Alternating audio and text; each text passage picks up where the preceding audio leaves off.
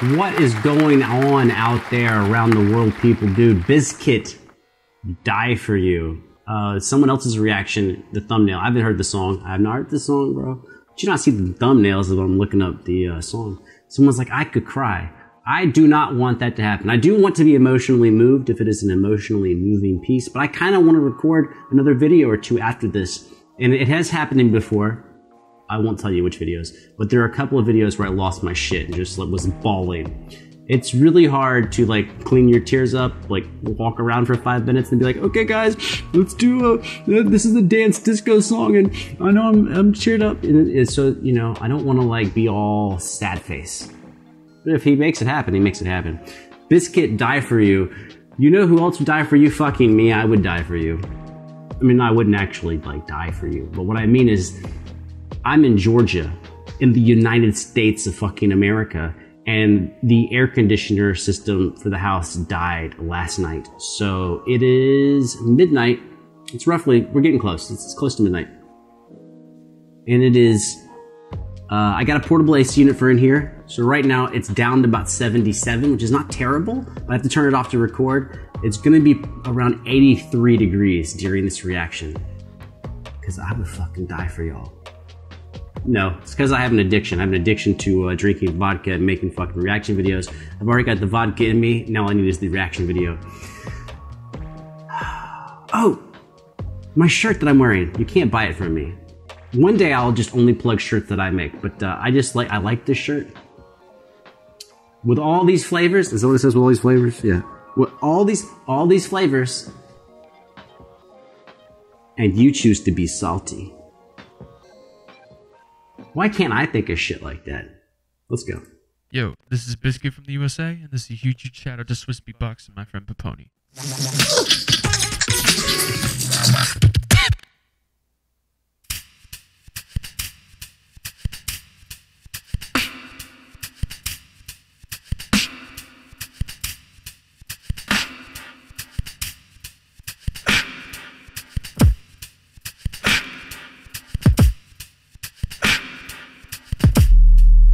Oh, hit him with the motherfucking bass. What's up? And since I already paused it, obligatory moment that I haven't said in a long time is because of Mark Rebele, or Rebele, depending which way you want to say it, I bought the 505 tabletop a long time ago, but there's no foot controller for it. And so I sold it and now I have the 300. But then I found all the beatbox shit and everyone's got the 505. And so every time I see someone do something dope with the 505, I'm like, I want the 505. And I'm like, I had the 505 and I fucking sold the 505. What the fuck? Now I want it again?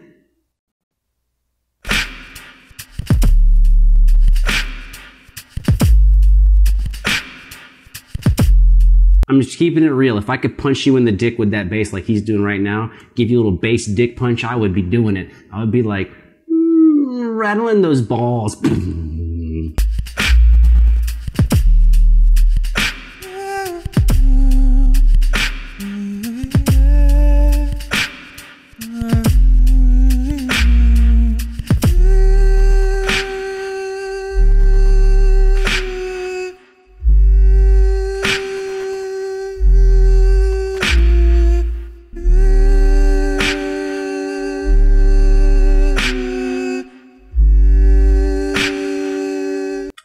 Okay, you know, I mean, I have to be honest.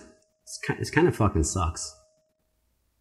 No, of course it's fucking dope, man. Who's hearing this and thinks that it's not dope? I know other people are like, that's dope, but it's like, of course it's dope. So I did try to like switch it up by being like, that's a pile of dog shit. Of course it's not. It's fucking amazing. I want to be amazing.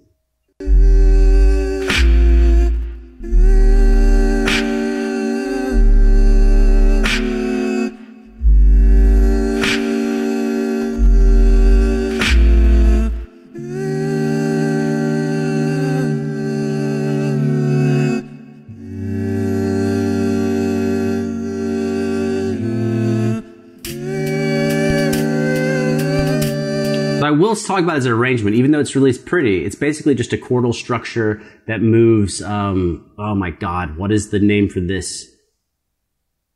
I'll tell you what it's not. It's not contrary motion. It's not contrapuntal motion. All of the voices are moving They're not moving necessarily all the same distances, but they're all moving the same direction. So one voice goes up, all of them go up, and one goes down, they all go down, which is kind of like when you're playing a guitar chord and you move your whole hand one direction, everything moves the same way. Just talking about your fucking arrangement, man.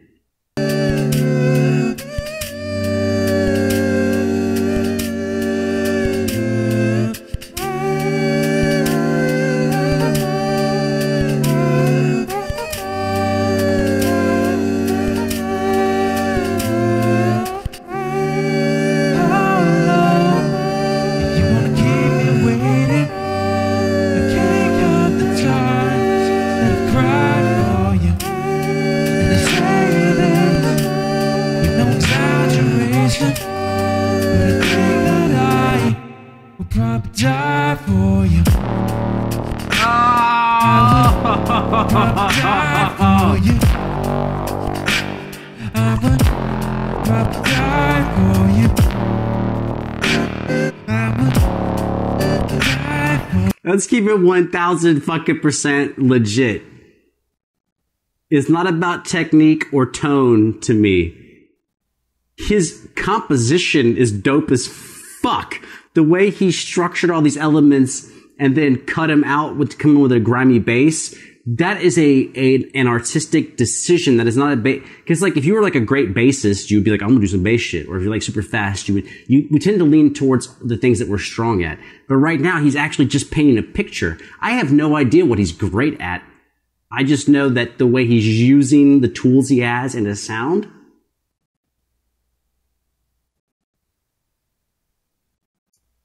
It's an analogy about if you're going to get on a bus with a bunch of people, a lot of people, you're usually divided it into two groups, which is, are you focused on where the bus is going, or are you focused on who's on the bus? Right? I'm on his bus. I don't know where we're going. I don't know where the destination is, but I want to be on a bus with this motherfucker because I trust that wherever we end up is going to be fucking dope.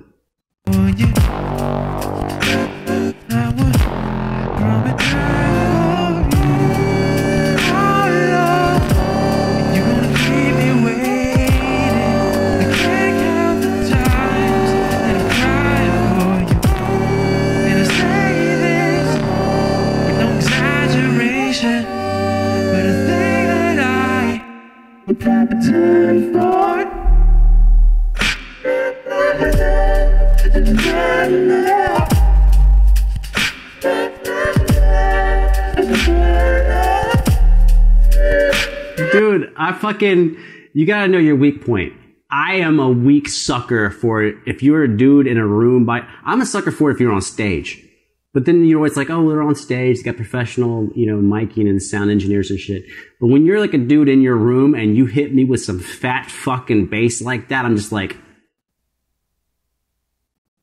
yeah, I'm a sucker for that. Also, just now realized he has a picture of me on his monitor. This is what I look like.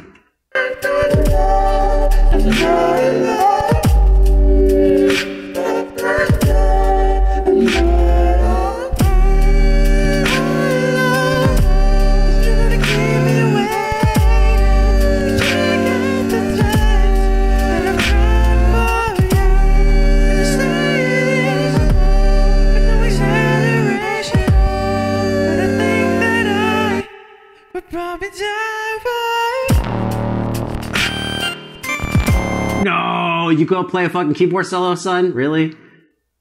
I already like the tone of that. It's like kind of a little biting organ sound.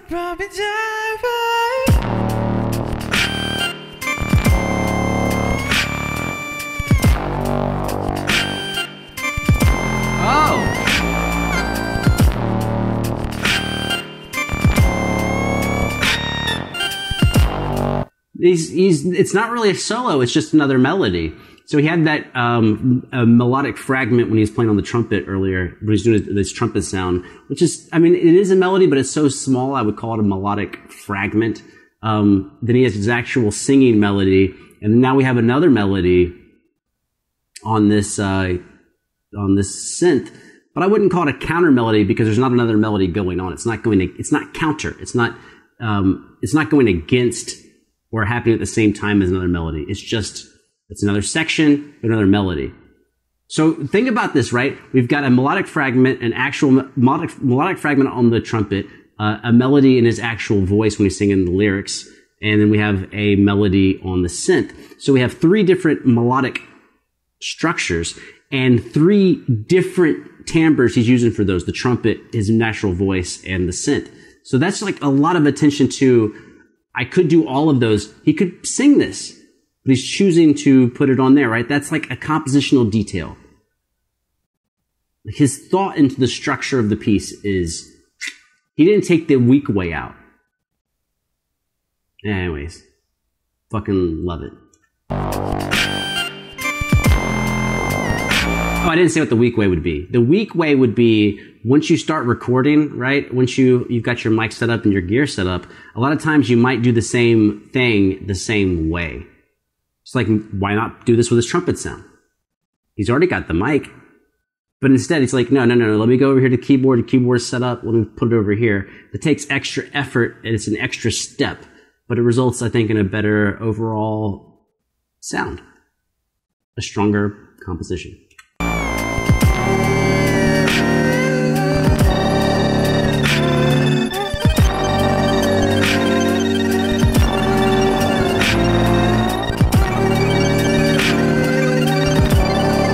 That sounds like an arpeggiator setting, and he's still playing just the single keys or 2 keys at a time, but he's just got the rhythmic divisions turned way up, maybe at 16ths or 32nds. I don't know, look up an arpeggiator. An arpeggiator is you feed it an input of a single note or a cluster of notes that you either hold down or push, and you define the pattern and the speed of the pattern, and the computer in the background or your keyboard in the background is actually executing that. So maybe you're just holding down a C chord. You just hold down this, but you tell it to do the Mozart pattern. It's so you play, but you hear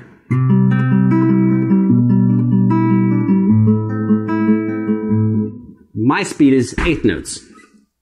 His speed is like fucking 32nd notes. So it's like, well, that's your 64ths, but you know what I mean, like. And you can watch the muscles in his arm, and you can see 2 of his fingers, but you can watch when people play with their fingers, you can see things in their forearm and I don't know, triceps. You can see movement there. So you can watch him and know that he's actually holding something down, but you hear sounds that are moving faster than his muscles are moving. That's how we definitely know there's a setting he's programmed in to make sure that all happens.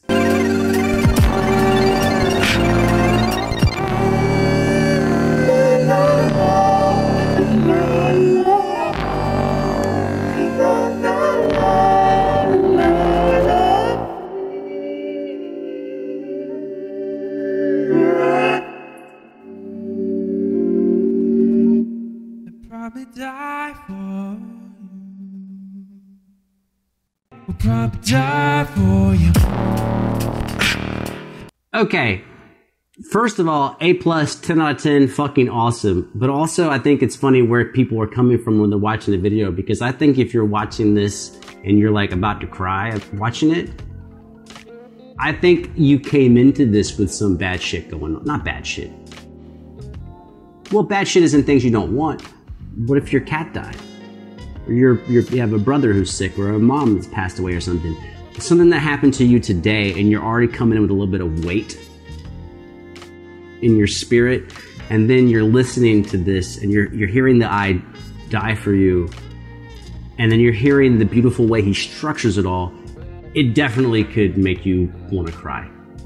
But I'm coming into it hot as fuck, and just listening for cool music. So what I'm really listening to is just how beautifully constructed the whole song is, and how he managed to make it not repetitive, even though he's just one dude with a loop station. I don't know how you are, the loop machine. Me, you know, a lot of times when I make something, like, I'm like, oh, like if I can come up with 3 cool fucking ideas, yay me, you know? Because like when you first sit down, you're like, I don't even know if I have a cool idea. You come up with 3 cool ideas and you kind of just regurgitate the same 3 ideas over and over and over again. Like, maybe I'll just do sections A, B, C 3 times. A, B, C, A, B, C, A, B, C. Maybe with a little bit of variation, you know. But I really feel like he went out of his way to not just have different sections, but really distinct sounds between them. And then not just the sounds as far as the timbre of the instrument, you know, his trumpet, his voice, the synth, the bass singing range versus the bass grimy voice versus the bass 808. He had 3 fucking basses in there, right?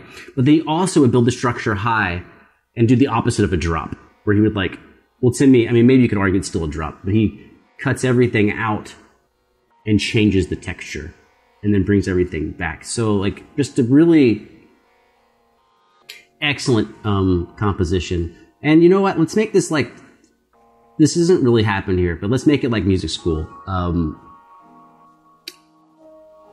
How do I say music school shit without making it be like music school?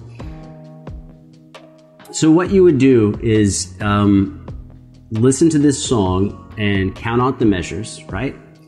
And so when he starts the song, count out how long it is that he's setting whatever it is up. Whatever that is it 8 measures, is it 16 measures? And like, you write that down. You don't have to write it in music. You just like 16 measures, adding vocal layers. And then you go back and count how long is it between each layer. Is it 2 measures, 3 measures, 4 measures? And now you have this diagram of the opening section. And then with that, you could put what you're actually hearing as far as like, this is all just pure vocals. Okay, then when he brings in the bass, we have a new section, same thing. And if you'll move your way through the entire piece, and then you can give each section a letter name, like A, B, C, D, E, F. And if something is similar but not quite the same, we would call it like a prime, so like A prime, B prime. So like if something comes back later, but now it's got the bass underneath it, it didn't have the bass before. The first time it happened, it was A. When it comes back and the bass is different or the melody's different on top, but it's the same section, A prime. And you can really work out like a, you can fit on one page. You can see the structure of the whole piece and how it develops and how certain areas of the piece come back in other pieces, other sections. And it really gives you an idea, oh, this is how all this relates together. For me, the biggest one I ever did, I don't remember the exact numbers. I did a Mozart violin concerto that was 373 measures, where I had to just keep going back and listening to the piece, and you just keep writing down details for each measure. But I'm not looking at the music, right? I'm not looking at, oh, this instrument goes from D to fucking F sharp or whatever the fuck it is. You would write down key changes when there's modulations. Oh, there's a modulation in measure 87, and there's another modulation in maybe measure 178. Is there a relationship you can find between those modulations? Because key changes are a type of development. But you really can write down a map, right? Like if you think about going through mountains and going like, when do you start ascending? Do you ascend the whole time and you're just at the top of the mountain, so you're just going up mountain and over and then down? Or is it a series of small mountains? You're like up and over and then down and then back up and then up higher and then down lower, right? And those are maps of topography, right? You can just map the height of structures, but you can map music the same way, right? With the height of structures, it's really easy for us to think that sorry, stumbling my words. I'm so excited. It's easy because height is something that is very easy to see. You can see how big a skyscraper is versus a bus versus yourself versus a cat, right? So it's really easy to look at something and go, oh, this is bigger than that, this is smaller than that. Or fat versus skinny, or temperature-wise, hot versus cold. But what you can realize is that in music, there are all these same markers that are as obvious as height and weight, right? But maybe you're not used to thinking of them that way. So you just gotta listen and go, what are defining characteristics that I can find in the song that change over time? And then you can build a map of how those values change. And then once you get used to building a map, you can now go to like any song of any style, R&B, disco, funk, beatbox, fucking whatever the fuck you want, and you can draw a map of the structure. And then it becomes really simple. If you want to make something like this, you mirror the structure and make changes. And if you definitely don't want to make something like this, you use that map and go, make sure I don't go this way. Right? Right? Because like, let's say I don't want to go to the North Pole. Well, then definitely what I don't want to do is head north and just drive forever or fly forever. Because if I drive forever or fly forever heading north, I'm going to hit the fucking North Pole. So if I know I don't want to do that, I can kind of get rid of that direction and that amount of movement. I can go east, west, or south. Right? Sometimes knowing what you don't want to do is just as important as what you want to do, because when you're at the beginning of the journey, you're lost. You don't know which way to go. But if you can, instead of knowing what thing to do, if you can figure out some things to not do, you can head in the direction of not doing, and then it will generate ideas. Whoo, that's a long reaction. It's hot as fuck up in here. Dude, I love y'all. I'm out. It's like 82 degrees and it's fucking midnight in my room. So much fun. I'm out.